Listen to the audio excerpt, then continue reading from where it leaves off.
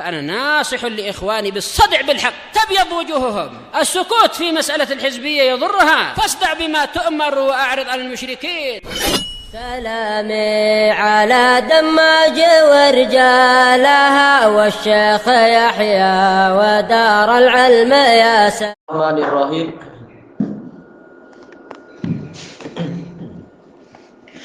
Qala fadilatul Syekh Abdullah Al-Bassam rahimahullahu taala wa hiya lahu wa li ghairihi rada'atun wa zijarah. Masalah apa itu hudud, ditegakkannya had, ditegakkannya hukum fisikal ini sebagai penegah dan sebagai penghardik dan pencegah bagi pelakunya dan bagi orang lain. Biar orang lain ketika melihat, oh ini orang yang mencuri sampai rubuk dinar tangannya dipotong, oh saya sayanglah tangan saya, nah, sehingga tidak berani mencuri. Dan yang dipotong tangannya agar dia tidak lagi melanjutkan perbuatan yang semacam itu setelah itu. Anil wuqu'i fil ma'asi, dari terjatuh ke dalam maksiat-maksiat. Mungkin apa, orang yang pemikirannya pemikiran kufar barat mengatakan, oh itu hukum yang terlalu kejam, masa tangan dipotong. Nah, daripada banyak orang dirugikan, berjuta-juta duit hilang, padahal ada orang yang mungkin sudah susah payah hutang ke bank, sudahlah, ini maksiat yaitu riba, hutang banyak, hutang bunga lagi, tahu-tahu malam itu dicuri lagi, naudzubillah. Dan banyak di beberapa tempat itu, di luar apa pintu bank itu banyak orang-orang sudah mengintai, baik tukang becaknya ataupun apa istilahnya orang yang niaga di situ. Bukan semuanya, tapi sebagian itu adalah spy bagi para perompak, sehingga malam harinya setelah ketahuan, oh ini yang ambil duit di bank tadi rumahnya di situ, malam harinya memang dirompak atau dicuri atau yang semacam itu, atau bahkan di tengah jalan. Bahkan ada yang rela sampai apa memotong tangan orang yang membawa duit tadi, kemudian merampas bagnya dan membawa lari. Nah, yang seperti itu apakah layak untuk menyayangi pencuri-pencuri atau perompak yang seperti itu? Dan seterusnya. Makanya sejak awal pintunya ditutup. Begitu orang mencuri sampai rubuk dinar, nah, tangannya dipotong biar tidak banyak mangsa setelah ini. Ada sebagian apa itu penulis-penulis Islami tapi nggak seberapa Islami. Dia menulis di surat kabar di Timur Tengah itu mengatakan kalau hukum Islam ditegakkan, padahal dia di Timur Tengah, dia katanya penulis Islami, tahu-tahu dia pula yang mendakwahkan ajaran kufar. Kalau hukum Islam ditegakkan, pencuri itu tangannya dipotong, berarti konsekuensinya setengah populasi penduduk negara ini tangannya harus dipotong. Nah, berarti apa? Hakikatnya dia menghina negaranya sendiri. Berarti setengah penduduk di situ adalah apa? Pencuri. Dia mengakui itu. Nah, kenapa sampai berjuta-juta orang jadi pencuri? Ya, gara-gara hukum terlalu lembek, terlalu lemah, tidak ditegakkan hukum Islam, akhirnya pencurinya berjuta-juta. Naudzubillah. Itu hasil dari orang menyayangi pencuri dan membenci syariat Islam. Akhirnya banyak orang yang lebih memilih jadi pencuri. Itu kalam kufur. Naudzubillah. Cuma ya perlu diingatkan, jangan-jangan alamat saya silap atau apa barangkali. Yang perlu diingatkan dulu, kalau setelah diingatkan memang itulah akidah dia, nggak boleh kafir dia kalau menghina syariat Islam macam itu. Sebab di Indonesia pun juga ada seorang ustazah juga kalau dia buat hukum potong tangan ni, gambar lain tudung ni dia. Nah, salah sendiri kan, termasuk kamu istilahnya ya. Berarti dia menuduh dan mengakui itu. Kenapa harus sampai tangan banyak orang terpotong? Berarti orang merasa hukum terlalu lembek sehingga banyak orang memilih cara itu.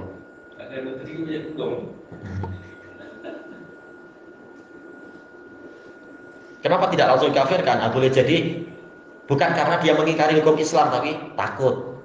Sekitar apa, Allah saya yang kena lah kalau kayak gini. Dia tahu ini hukum yang benar, tapi nanti saya yang kena, anak saya yang kena barangkali. Saya tahu anak saya pencuri atau apa. Ya dia fasik. Tapi kalau memang dia menganggap hukum Islam tidak layak misalkan atau apa, ya jelas dia boleh kafir itu. Kemudian disebutkan di sini wahiyya mani'atun wa hajizatun min intisyari syururi wal fasadi fil ard.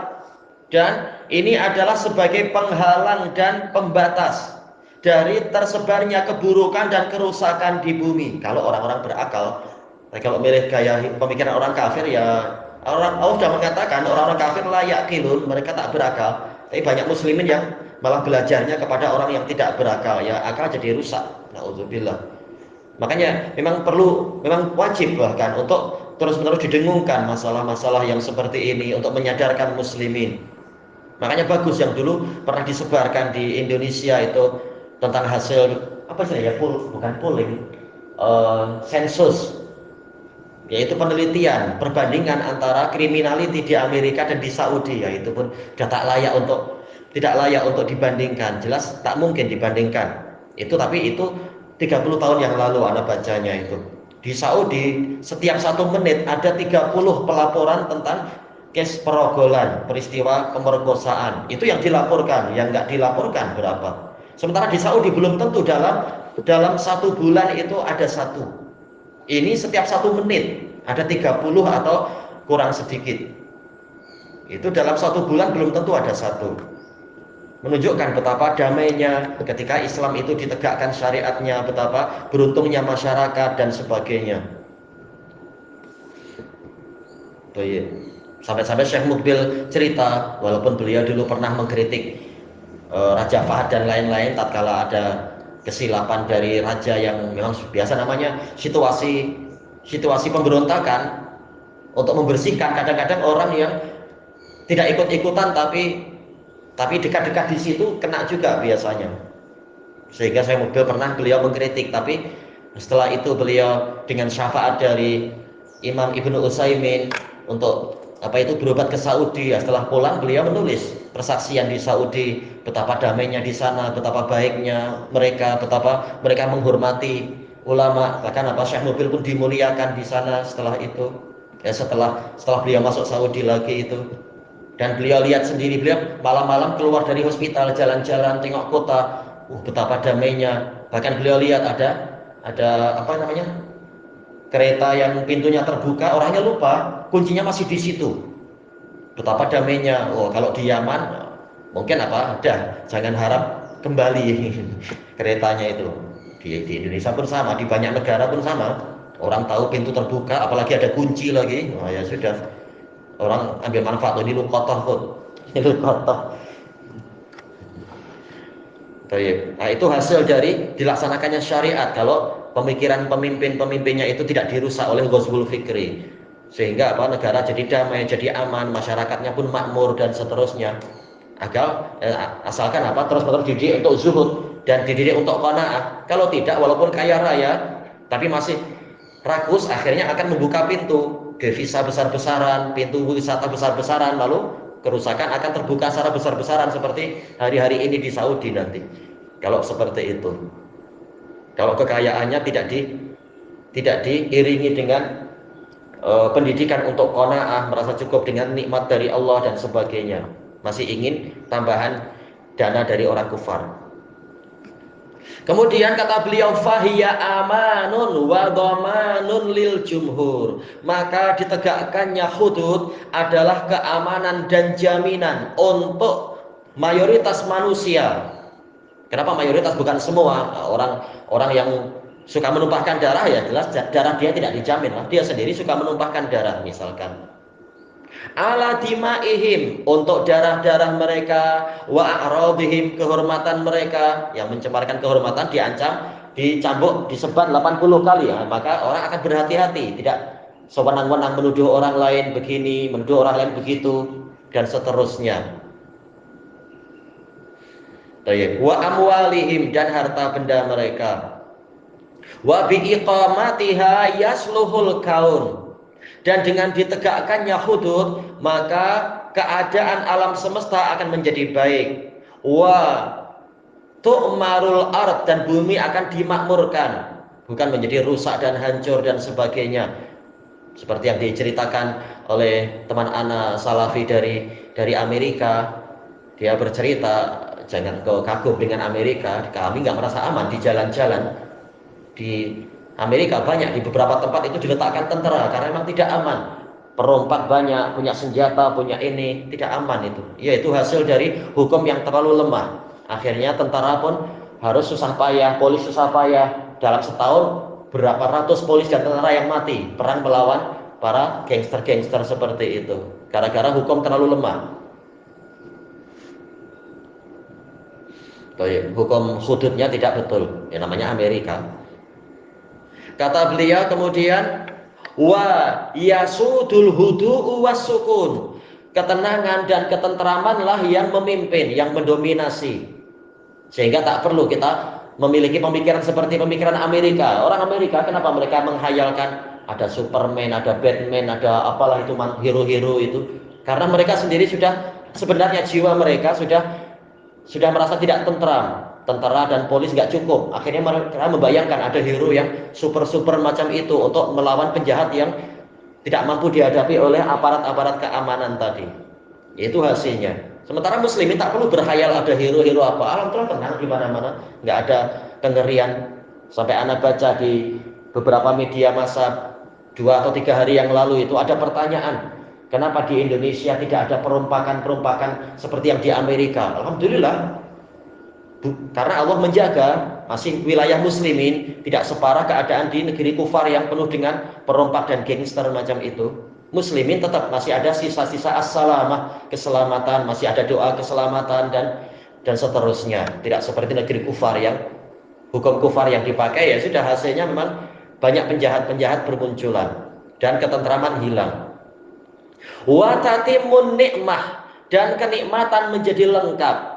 Bintimai ahli syarri wal fasad, dengan terpukulnya, intima, terpukul, yaitu apa? Semua jadi dihentam sehingga tunduk semua. Dengan dipukulnya orang-orang yang jahat dan para perusak. Kalau tidak ya naudzubillah. Wa bitarkiha, dan dengan sebab ditinggalkannya hudud, wal iyadu billah, kita mohon perlindungan pada Allah, yantasyiru syarr, kerusakan, keburukan menjadi tersebar, wa yaksurul fasad, dan kerusakan menjadi banyak, fa yahsulu minal fadaihi wal qabaih, sehingga terjadilah al-fadaih, yaitu dibongkarnya aib-aib, wal fadaih, dan keburukan-keburukan pun nampak. Iya, nampak kebusukan di jalan-jalan, di taman-taman seperti negeri kufar itu, yang mereka berusaha untuk itu juga tersebar di muslimin. Na'udzubillah. Itu kalau kefasikannya sekedar kefasikan hawa nafsu biasa, kefasikan syahwat. Kalau dicampur dengan syubhat lebih parah, seperti yang diyakini oleh orang-orang Yahudi. Orang-orang Yahudi seperti yang di buku-buku mereka memang menantikan agar mereka menang menguasai dunia, menantikan Tuhan Dajjal turun. Tapi dalam buku mereka tertulis Dajjal memang akan datang tatkala kerusakan tersebar. Maka Yahudi berusaha agar dunia rusak, agar apa? Dajjal muncul. Ini gila kata gila, malah pengen dunia rusak. Makanya Yahudi yang sering mengajarkan perzinaan di mana-mana, mengajarkan kerusakan di jalan-jalan dan seterusnya, agar tujuannya apa? Agar Dajjal muncul memang.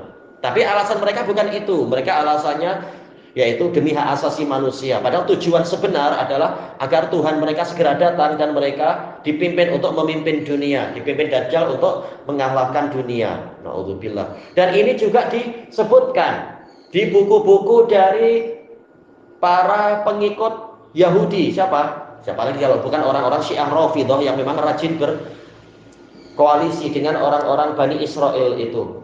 Disebutkan di dalam kitab Langsung Malik Tarikh edisi yang kedua, juz yang kedua, di buku-buku orang Syiah Rafidhah memang seperti itu. Mereka sudah mengharapkan datangnya Tuhan Dajjal.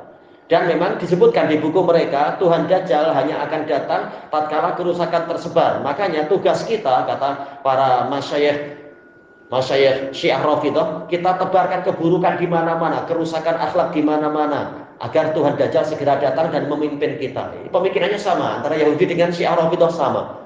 Maka jangan harap orang Iran itu akan betul-betul perang melawan kerajaan Bani Israel. Jangan harap. Itu sekedar kamuflis saja, sekedar lakon, sekedar wayang. Na'udzubillah.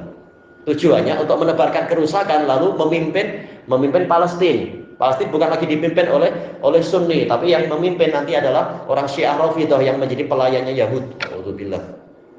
Dan memang mereka ingin nanti Dajjal segera datang dan kemudian menguasai Syam. untuk kemudian menyebar kemana-mana.